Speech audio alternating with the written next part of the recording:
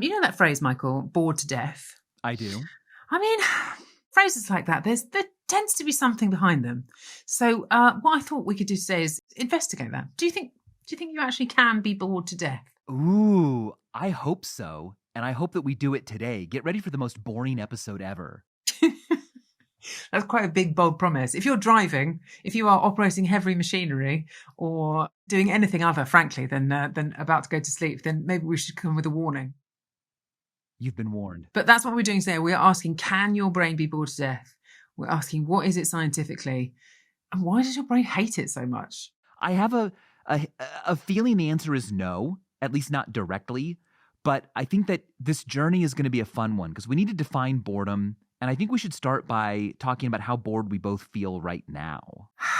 I mean, right now, I'll be honest with you, my brain is absolutely brimming with all of the excellent boredom-related facts that I have been looking up, all of the astonishing little stories that I want to bring to you. So I feel quite the opposite of bored right now. Yeah, no, I feel the same way. And I think that is one of those great ironies, that boredom is actually really fascinating. Do you sometimes crave boredom? I mean, you're a busy man, right? Yeah, but I do crave having nothing to do because that's where I'm a Viking. In my own mind, just alone with myself. Is it that you actually want nothing to do, or do you just want no responsibility? I want nothing to do, but I like the responsibility. Have you heard about this study that looked at what the best age to be is? By what metric? Okay, so you just ask people. You ask people throughout all their life stages of all ages, like, what age were you the happiest at? You know, you ask really old people, you ask people who still have a lot of life to live, and I promise this is related to boredom eventually. I want to hear it. The answer is...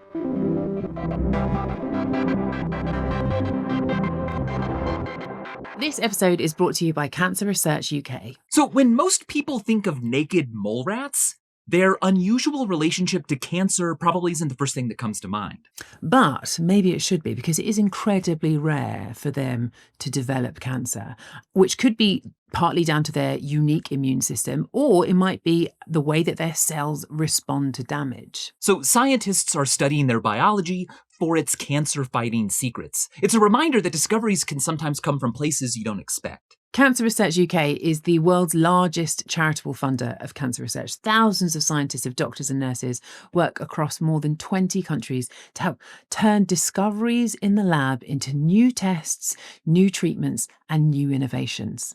And the impact is clear. Over the past 50 years, the charity's pioneering work has helped double cancer survival in the UK, meaning more people living longer, better lives, free from the fear of cancer. For more information about Cancer Research UK, their research, their breakthroughs, and how you can support them, visit cancerresearchuk.org/rest is science.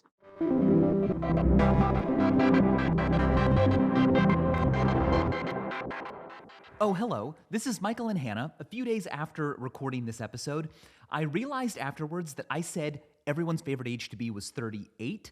That's not correct. The study found that it was 36. So this is a correction. From now on in the episode, when we say 38, just think 36. And if you are 38 or 37, in fact, I'm sorry that this news will come as a shock to you, but your best days are behind you. You missed it. That is consistently the average age of highest happiness. And one of the hypotheses for why is that it's when you feel that you have the greatest meaning and purpose, you have the most responsibilities. Right. Whether it be with your family, with children, or with work, you're very relevant to the world. And it's not the most fun. It's not when people said they had the most fun. It's when they felt the happiest and the most needed.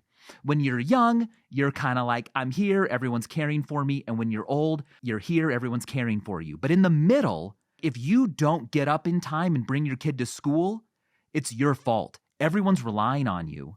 And so later on, you look back and go, that's when I really mattered. You know what's really interesting about that is that because there's different ways that you can measure happiness, right? There's sort of the experiential measurement of it. It's like, how happy are you right now in this moment? Give me a metric, or give me a score out of 10, for instance.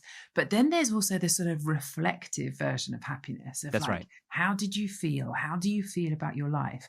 So I haven't actually seen that study. I think that's really fascinating that you ask people, when were you happiest? And in a reflective way, they say 38.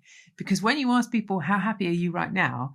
It's exactly the opposite result. Like, the least happy that you are is about the age 40, which for exactly the same reasons is that you are like swallowed up by responsibilities. A lot of people have both young children and old parents simultaneously, and they're still trying to build their career, and they're still trying to pay for their house. You are definitely not bored. Exactly. And so boredom and stress and anxiety have this weird opposite relationship later on. At the time, contemporaneously, you're unhappy. But then later on, you go, man, that's the happiest I ever was. Okay, well, I think it only seems right to start off with what on earth boredom actually is. How the hell do you even study it? I mean, do you just put people in a room and not let anything happen? Yeah, no, you actually, that is what you do. Or you have them sit down and do something that's really repetitive and meaningless. Is meaningless part of it then? Yeah, that's a part of it. Because if people feel like they're doing a task in a laboratory, like say sorting shapes or solving problems, and that maybe there's like a competitive nature and they want to impress the researchers or beat their own personal records, there's too much meaning there. It needs to feel like, man, this is dumb. Like, you can tell people that they're just helping calibrate the machine before the actual test begins, and that is much more boring because they feel like it doesn't matter. It's just for the machine. It's to like warm up the mouse or whatever. Those are great. If you let people just sit with nothing to do, they can often entertain themselves quite a bit. And often subjects will just take a nap. So you need to make sure that they don't relax. You have to make sure that they're in that like uncomfortable zone of, I'm bored and I can't escape. That's an interesting thought, the idea that if you're sat alone in a chair with nothing to entertain you, you can quite easily. I'm thinking here about kids who fidget in their chairs or like wiggle their feet or kind of pull their hair, just to sort of have some kind of sensory input that's kind of continually there. That's right. Yeah. And I think that we're going to keep stumbling into this as we try to kill people with boredom. We're going to find that the body heals from boredom, just like a cut heals through platelets and whatnot. When you're bored, your brain goes, no, not going to do this. We need the stimulation. And you come up with ways to entertain yourself. If we're going to bore people, if we're going to make this the most boring podcast of all time, you have to sit. You're not allowed to fall asleep. You're not allowed to wiggle. You're not allowed to jiggle your feet. No twiddling your thumbs. No playing with your hair. You've just got to sit. What happens when you do that? When you put people in those kind of passive waiting conditions? They don't die. So we're not quite there yet. No. But they do become anxious, or I think they actually become a little bit disgusted. It has been described as a negative experience, agree, where the desire to engage in stimulating and satisfying activity is frustrated. That's quite key, actually, I think, because there's definitely been moments in my life when I've been particularly busy where the thought of like sitting in a chair and not doing anything would actually be quite appealing. Yes. But this definition being like you're not allowed to do something, frustration of wanting to be stimulated and not able to be. Researchers believe it contains an emotional element characterized by a lack of pleasure or meaning. Yeah. You know what? I'm seeing kind of two things here. There's relaxing and then there's boring. Yeah. So the producers, of course, are always telling us to make the show more interesting. And I hate being told what to do. And so boredom is the topic today. I brought this book. It's literally called This Book Will Put You to Sleep. Amazing. And so fair warning, if you're driving, listening to this podcast, watch out. This book is made to be as boring as possible. And it's good for reading before you go to bed. It's got, for example, a bunch of clocks. What time is it? And it's just a bunch of little clip art pictures of clocks that you can look at. Is there any pattern to the times across the different clocks? Yeah, they're all just like 1 minute ahead of each other. Oh. So it's really, here's a staring contest with 48 cats. You can just stare at them and see who blinks first. Amazing. This one is a taxonomy of micro moths. And it's just the most boring description of small moths. And they use a lot of scientific Latin phrases. I've got an actually surprisingly high threshold. I for know. this And kind that's of what I've stuff. noticed too. I cannot get bored by this. Like even this bit about micro moths. I'll read you the first couple of sentences. The Microlepidoptera micromoths are a non-monophyletic group of families of moth. As it is a non-monophyletic group, micromoth enthusiasts generally use the property of smallness as a way of identifying micromoths. Moths with a wingspan of less than 20 millimeters qualify as micromoths. And it goes on like that. And then I keep going, oh my gosh, there's a definition of what a micromoth is. And then it talks about how it's hard to identify them because you can't see the differences on their wings because they're too small. And then I just wind up staying up all night reading the book that's supposed to put me to sleep. Maybe you're immune. Maybe you're immune from boredom. Maybe, but I think that this is getting at two different things. One is I want to relax my brain and be distracted from all the things that I'm thinking about so I can sleep. And then there's I want to do stuff, but I can't because I'm in a waiting room at the dentist's office and I'm bored. The Boredom is a frustration. negative experience. And Yeah. it is an emotion that motivates us to move away, to find something new and different. So here's another nice definition.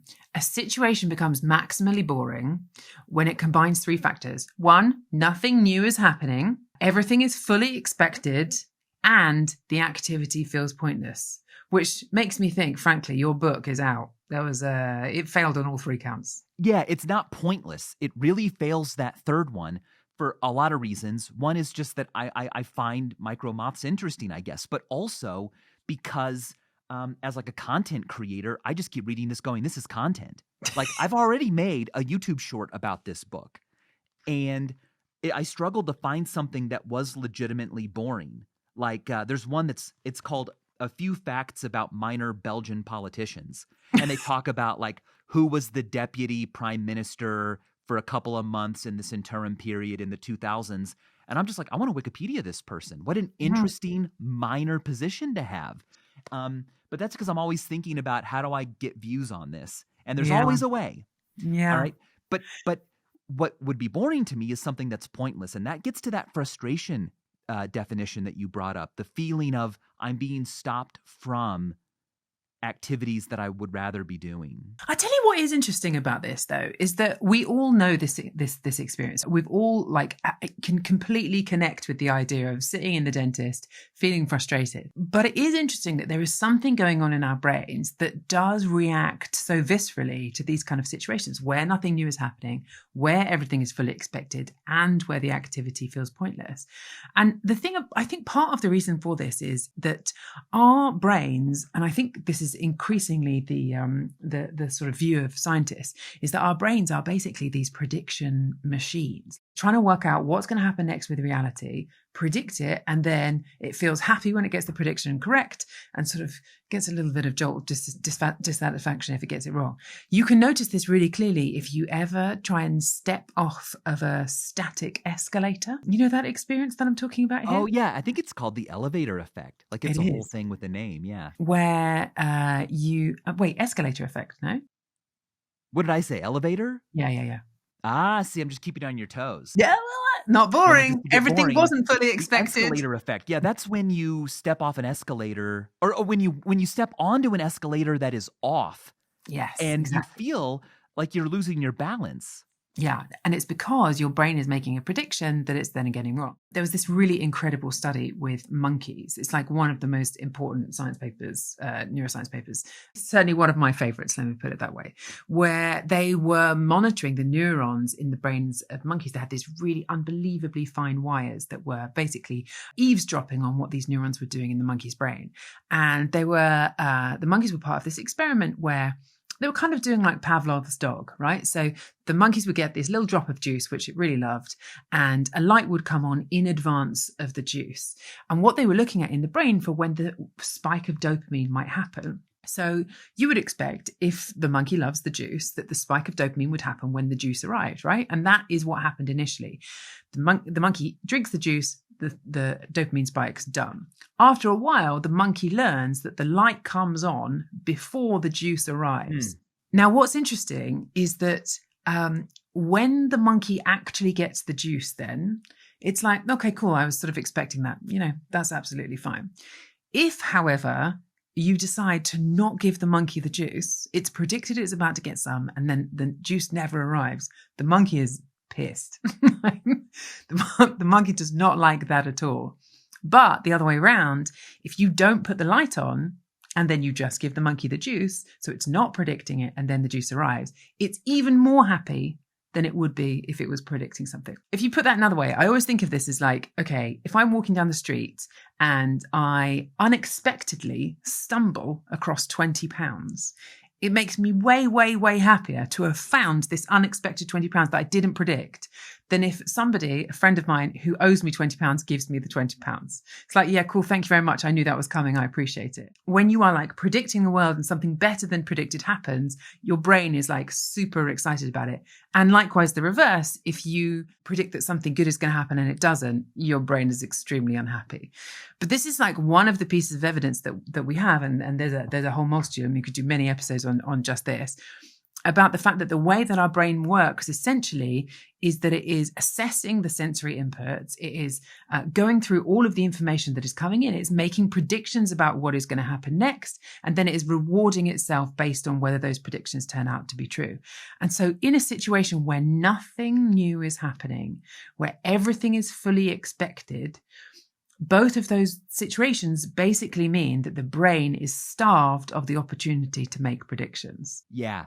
I love that they used monkeys and did it so methodically in a laboratory, because it's something that is very relatable to our day-to-day experiences. And it really shows how deep of an evolutionary process this is, this need for enrichment and for cognitive stimulation, that we need to exercise that. And we literally do in order to keep brain cells alive and help them keep strong connections. And I don't think we see this in all living organisms. But once you get into warm-blooded ones, once you get into mammals, they really need that cognitive stimulation. And when you deny it to them, they feel disgusted in a way, and they seek out other places and things and thoughts.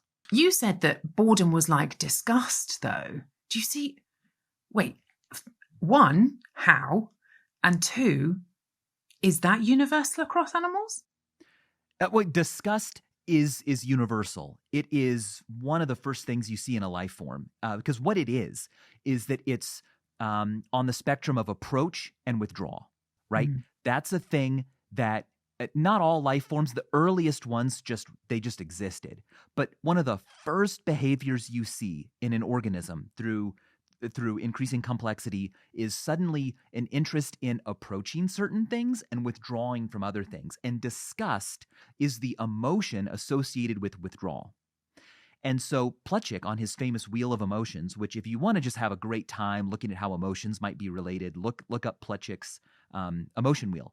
He put boredom on the same spoke as disgust, making boredom, in his opinion, a more diluted, weaker form of disgust, because ultimately boredom motivates us to withdraw, to say, okay, I can't just sit in this chair. I'm going to pick up a magazine and read this while I wait for the doctor. I've got to change the environment. And it's different than curiosity, where you wonder about something and you're looking for knowledge and you approach it. It's instead, you're actually withdrawing to whatever necessary. Like, if I'm bored and I just start like tapping with the pencil, I'm not curious about the pencil's properties. I'm disgusted by the lack of anything stimulating me, and so I start doing this. But then actually, if you consider that in an environment where you have a bit more freedom, right? So maybe not dentist chairs, because I don't think our evolutionary past was had dentists particularly in mind. But if you do find yourself in an environment where there is nothing new, where everything is fully expected, and the activity feels pointless, I mean, those three kind of definitions again, then it's like, well, yeah, you are. You probably do need to get up and go away and move somewhere else. You probably do need some kind of emotion that motivates you to find a better environment. That's right. And before we go to Mars, I just want to say one more thing that is related to this feeling of how deep it is. Your monkey study reminds me of some studies that were done on mice. We all are familiar with the little wheels that we put in mouse cages or rat cages, gerbils, and they run on them. And a lot of us think that we put those in there because they lack in a cage the enrichment they would normally get, the exercise they would normally get out in the wild, right? But some researchers questioned that, and they decided to put mouse wheels out in the woods. They just Oh put them my out, gosh. and they put cameras in the woods pointed at these mouse wheels, and sure enough, mice loved them. Wild mice. Wild mice love to run in circles, going nowhere on a mouse wheel. You put it out, in the middle of the forest, and they're like, yeah, finally, I can run and not go anywhere. Because the mammalian brain, the warm-blooded brain, craves stimulation. And I think that in a lot of ways, the internet is a mouse wheel in the wild. I've got this whole wide world in front of me, and yet I would rather run on a mouse wheel, just like a real mouse. It is deep within us, this distaste for boredom. But then also this very easy, distilled, original way to entertain yourself, I guess, both the wheel and the internet. Yeah. Actually, so that thing about mice running around in wheels in cages, and then those analogies between humans and animals. I think there's a really interesting experiment that has happened. It's called the Mars 500 project. This is basically people are wondering about whether it will be possible to do a human-led mission to Mars. But if you do so, it's going to take a long time to get to Mars. And so we have to run not just experiments about the physics of rockets and spaceships, but also the psychological experiments of what it means for a small group of people to be confined in what is, effectively a little bigger than a hamster or a mouse cage for a really, really long period of time. So what they've done, they ran this European simulation in Moscow. They called Mars 500. They had 6 volunteers, 3 Russians, 1 Frenchman, 1 Italian Colombian, and 1 Chinese person. And they spent 520 days in this environment. It was there was strict confinement, limited social contact. They were in the same room, same surroundings. They're like unbelievably routine schedules that didn't sort of change, no light, no sort of external sounds, anything like that. And initially people were all right about it. Like they were okay initially. They decided to create a boredom scale just to see how people were handling it. And it went from emotional flatness was sort of the first step on this boredom ladder, as it were. Kind of, do you feel a bit indifferent about what happens today? All the way through to sort of loss of curiosity. Which is, I can't really be bothered to do anything at all. To time distortion. Does today feel like it's lasted much longer than it should do or would do? Through to social weariness. Would you prefer to avoid everyone else? And then to actual physical lethargy. Like, do you feel physically slow even after you've rested? They really, by the time it got to 2/3 of the way through, they were really, really, really struggling.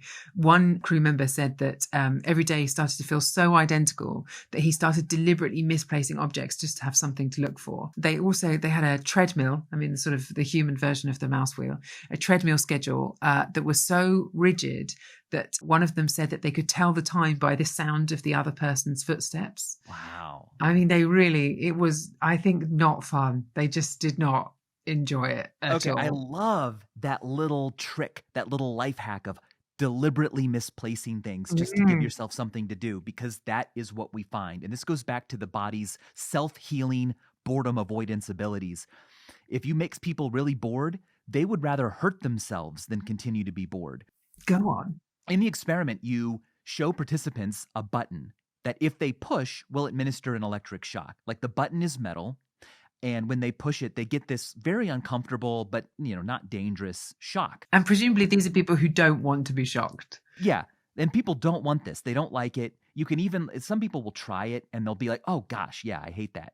And then you tell them, okay, cool. Well, anyway, the receptionist will come in when we're ready for the real study. And you leave them all alone in a waiting room with nothing to do but the button to look at. They don't look at it for long. The majority of people, after you make them wait long enough, I'm talking like up to 30 minutes, an hour, they'll eventually push it again. And then they'll do it again. And they'll keep doing it because they would rather be in pain than do nothing and wait. Can I tell you my favorite thing? This particular study, my favorite thing about this is that there is a gender split in how people respond to this button. So you are right, 67% of men will choose to shock themselves at least once. One man pressed the shock button nearly 200 times during this experiment, but only 25% of women. Only 25% of women. I have no idea what that means. I'm not sure. I'm not sure what that tells us. Lot. I think that means a lot about how our culture, how we're like cultured to act. Yeah, I don't know what to say, but there's so much more that could be researched. I want to bring back another season of Minefield, and we should look into this. Like, what do you learn about someone based on how quickly they decide to ease the boredom with some pain? Okay, well, so far I think we haven't done very well at either boring our listeners to death or working out whether it is possible to bore people to death. But we're going to do better. In the second half, you can come back where we are going to talk about the extreme effects that can happen when boredom goes far. Yeah, things are going to get a lot more boring. Stay tuned. All right, so welcome back. We are discussing how to kill a person with boredom. And we haven't gotten any closer to an answer. And I'm not feeling optimistic, Hannah. I did some research. I found when bored, brain activity decreases by about 5%. That's it. Oh. And then I was like, well, wait, brain activity is even lower in a coma, and yet people can survive those. They're living during them. I'm just wondering if boredom is not directly lethal. Our only hope is that it might be indirectly lethal. Right. I would say don't try killing someone with boredom at home, but I mean, if it's unsuccessful, then maybe you can. Maybe it's absolutely fine. What kind of consequences can happen when people get really bored? Like beyond just a little bit bored in a dentist's office. Yeah. It can be so much worse than the things that we're describing. Because the thing about that Mars experiment even is that there were 6 of them. They had like tasks to do. They were able to talk to ground control, sort of simulated ground control. There were things to keep them occupied. Plus also the entire way through, just go back to that definition, the activity didn't feel pointless. It felt like they were taking part in an experiment that would, assist in the future of humanity and space exploration. Yeah, it was monotonous but meaningful, and they had hope. Exactly right. But there have been some experiments into really, really low stimulation environments and the effect that has on us. One of the first ones came from McGill University. This is like in the 50s and the 60s, and it starts off, and you're like, oh, this kind of sounds like quite a fun little experiment. The sort of psychology studies that they do that are kind of cute and interesting. So they got 22 students. They paid them $20 a day in 1950, which is substantial, like enough to be a genuine motivator. And they asked them to stay in this cubicle. They gave them these goggles that were like fogged, so there wasn't really any sort of visual input to their brain. They had aircon on at this like constant low level noise. They couldn't really hear anything. And they had to wear cotton gloves, so they couldn't sort of touch anything. And they just had to stay there, and that was it. And they could leave at any time that they wanted to, and they just had to stay. And every day that they stayed, they were paid $20, right? That's sort of a pretty simple experiment setup. How long do you want to guess how long people lasted for $20 a day? In today's money, we're talking about $300. $300 a day. Which is, I mean, it's not a fortune, but it's a motivator, isn't it? Yeah. Especially if you're a student. Oh, man. Well, see, okay, it's hard for me to guess what a normal person would do because I have done isolation. Oh, yeah. In that same Minefield episode where we made people bored and got them to shock themselves, I put myself in a room where the lights never turned off and there was constant noise and my food was just all pre-made shakes and I couldn't leave for 3 days. How was it? And it was... the way I put it is that I have like no memories of it happening really. But it feels like it lasted like a split second in my memory. And yet while I was there, it felt like there was no time. I mean, the lights didn't even go off. I didn't know what time it was. And 3 days is a long time. And that was so weird and uncomfortable, especially at first, that even if you were paying me $300 a day, it wasn't worth it. Now, I was able to do it because it was my job. It was important for the show, and there were like a dozen jobs that depended on me doing this. Yeah, had purpose. And I didn't have anything else I could be doing. It wasn't like, oh man, I could be, organizing my garage or whatever. So that made it feel meaningful. And so I got through it. But if it was just an elective voluntary study for $300 a day, I don't think people could do it for like a week. I think they'd eventually say, no, I'd rather not have $300 today. You are absolutely right. So incredibly very similar to your timescale. So most people lasted about 2.5 days. So got out before 3. No one made it past 6. No one made it to a week. I want to meet the person who went 6 days. I know. These are probably like 100 now. Yeah, I want to know what their personality is, that Yeah. they stuck it out. Like what a warrior. What a warrior. And the thing is that like, okay, so in the beginning they were bored. They would sing songs, they would, do mental arithmetic, they would recite poetry, whatever it was. But really soon their minds actually started to fracture under this monotony. And when you deprive the brain of stimulation, when you deprive it of its opportunity to make predictions, it starts predicting things that aren't really there. So essentially, hallucinations start to creep in. So one of the participants saw this parade of squirrels marching in uniform past him. Another one saw a flying dog. Lots of them saw sort of faces, geometrical shapes that appeared that felt really vivid. Now, the people who did this experiment, Heb was the scientist, they were really concerned by this. They were like, oh gosh, we thought this was just a cute little study, and all of a sudden it's gone really dark. So he stopped the work, but the military were like, there's potential here that deprivation could really destabilize a person's sense of self, like incredibly quickly. And so intelligence agencies on both sides of the Atlantic, including the CIA's MK Ultra program. And I don't know if you've come across this, but that is a wild story, which you can hear about on The Rest is Classified. We'll put a link in the description of this. And I don't know whether that matches with your experience. I mean, did it feel like that? Did you feel like you were fragmenting your sense of self? Yeah. So let me tell you. Okay, so the room was completely white. There were no books. There was nothing to do. At one point, I balled up my socks and I was throwing them against the wall. And I said, no, I got to stop because this is a game. This is stimulation. I just want to stare at the wall for 3 days. And I did. And the way you've put it as a kind of prediction engine gone wild is a great way to describe it, because I knew they weren't real at first. I started to remember the way things tended to go when I was a kid in class. And so it was like a memory. It was like I was remembering an event or like a scene in a movie, and it would be a teacher, my 5th grade teacher, talking to us, and then suddenly like that one kid who always had a smart aleck thing to say would say something, and then that girl would say something, and this was happening in my head, like voices in my head. I knew it wasn't real, but it was like my brain was rehearsing some of its prediction engines that it had had for decades. And it was kind of amusing. It got scary when I couldn't tell what was real and what wasn't. And that was, I think, after about 2.5 days, especially dreams. Dreams were the first things that I couldn't differentiate from reality. And so I would dream. I dreamt that the experiment was over and that the producers had come in and my wife was there. And then I woke up and it just felt like they'd walked out. And so I thought, why am I here alone? And I opened the door thinking it was over. They were just in here. But it was dark out there. And I just went back into the room and thought, I don't think the experiment's over, but I can't tell. The only hope I had that kept me going was knowing that they were not going to leave me in there for more than 72 hours because we'd rented the space for 3 days. And the last thing the production company was going to do was waste money. And so their financial incentive was all I had to keep me in that room. Otherwise, I would have said, I don't know what's going on. I might be here forever.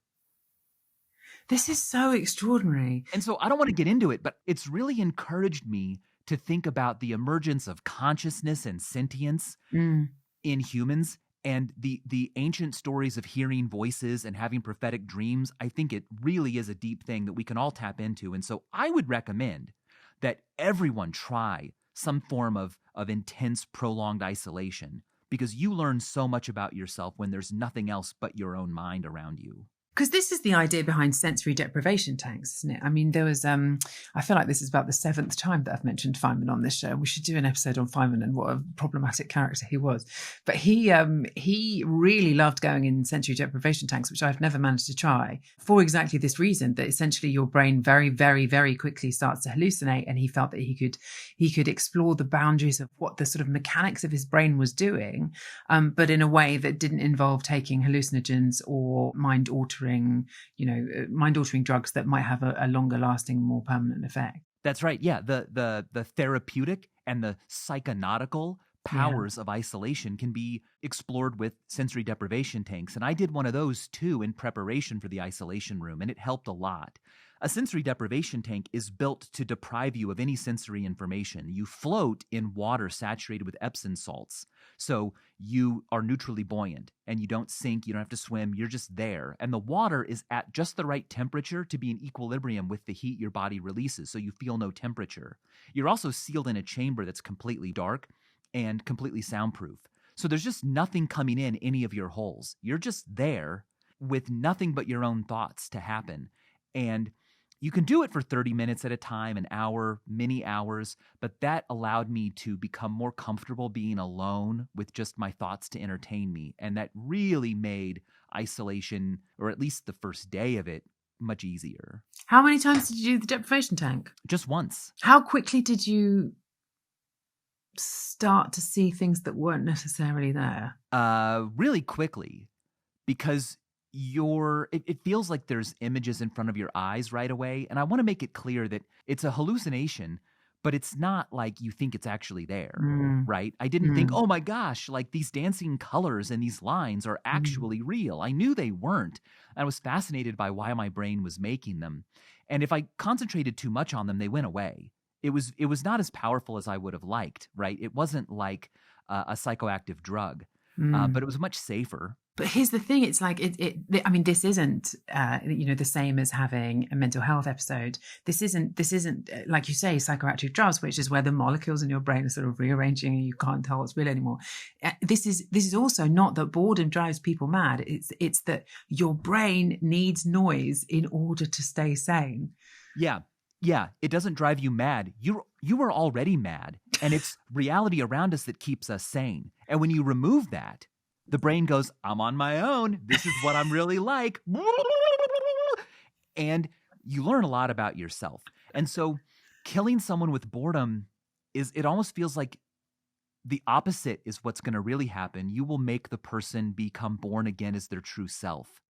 Well, I think that there are limits to this, though, right? Because those experiments about, sensory deprivation from the 1950s, there are more extreme versions of this, of course, because there are prisoners who are held in long-term solitary confinement. So in 1983, there was a psychiatrist, Stuart Gracian, who went and conducted some clinical interviews with 14 different inmates who had been held in these really small, bare cells, like sort of 8 by 10 feet, not these, you can't sort of exercise in them, for example. Almost no human contact. Meals are passed through a slot in the door. The lights are on around the clock, very similar to the environment that you found yourself in.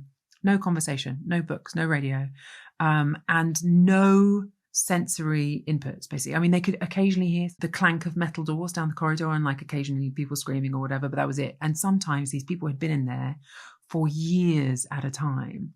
And I think that this is it. It's like, your experience of 3 days, how quickly your grip on reality was shifting. But that was a situation where you had purpose, you had an ending, you didn't have hopelessness. That was just that nothing new was happening and everything was fully expected. Whereas this is sort of a much more extreme version for a much longer period of time.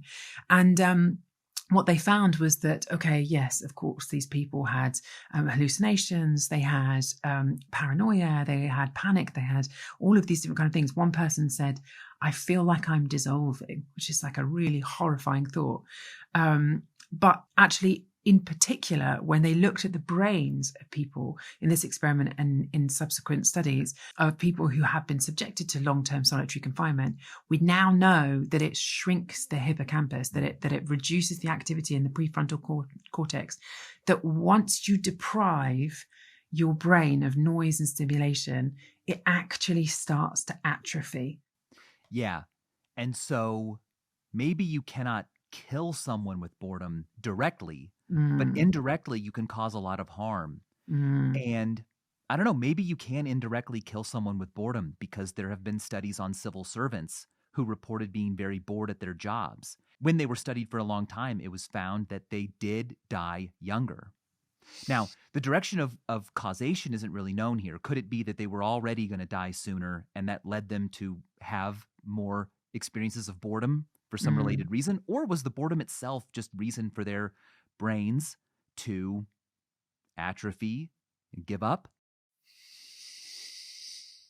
Yeah, but I mean, when you put all of the different pieces together, it does definitely sound as though a sort of rich, interesting, like varied environment is the thing that our brains are not just sort of designed for, but also craving and actively seeking out all of the time. Okay, so maybe the answer to my original question, how do you directly kill someone with boredom, is that you can't. Except you can extinct a species with boredom. Go on. I think humans are here, and I think a lot of other warm-blooded mammalian animals are here because we get bored and we look at the universe and we say, all right, but what else could there be? This is the way everything is, but what if it wasn't this way? And that's how humans decided, okay, look, it's too cold here, but like maybe I could play around with some of these fibers. Maybe I could play around with the part of this animal I can't digest and like invent shirts and coats, and now I can live here. It was boredom that drove those innovations that allowed us to live everywhere. Alligators can't do that, and they don't do it, and they won't do it. Because they're not driven by boredom to find something else. That's right. Hey, maybe boredom isn't the death of us. Maybe it's the birth of us. Maybe it's the whole reason why we're so successful. So in that case, then it shouldn't be bored to death. It should be bored to being alive and successful. It's not being bored to death. It's being bored to being alive.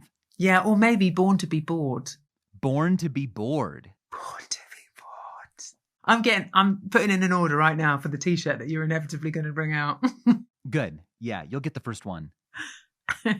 Schopenhauer thought this was really curious.